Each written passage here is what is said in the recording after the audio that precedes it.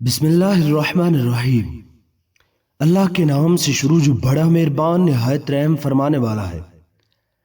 محترم ناظرین، کان کے درد میں یا کان میں پانی چلا جائے تو کوئی دوا استعمال کرنے کی بجائے صرف الٹے پاؤں چلنے سے پانی نکل جائے گا۔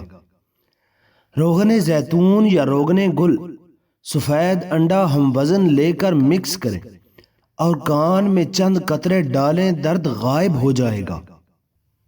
جو انسان روزانہ صبح 1 گھنٹہ پیدل چلتا ہے اس کا دل ہمیشہ جوان اور صحت مند رہتا ہے۔ پالک کا استعمال کینسر جیسی بیماری سے بچاتا ہے۔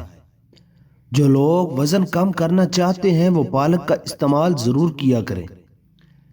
کچی روٹی کبھی مت کھائیں، یہ آپ کو بیمار کر دے گی، اور کچا پیاز کھایا کرو، اس سے دل کی دھڑکن بہتر ہوتی ہے۔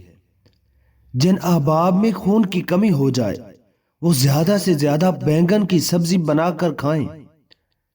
سر درد کا پرابلم ہو تو پالک کھانے سے آپ کا سر درد بڑھ جائے گا۔ بکری کا دودھ سرسوں کے آئل میں ملا کر لگائیں، بال جلدی لمبے ہو جائیں گے۔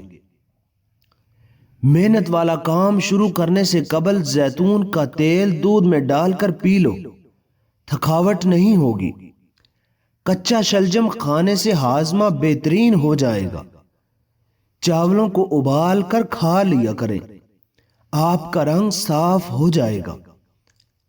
اگر پاؤں میں درد رہتا ہو تو روزانہ پاؤں کے انگوٹھے پر سرسوں کے تیل سے مساج کریں، درد بالکل غائب ہو جائے گا۔ اگر بچوں اور جوانوں کو شہد اور ملائی کو مکس کر کے استعمال کرایا جائے تو یہ جسمانی قوت اور دماغی قوت کے لیے لاجواب ہے۔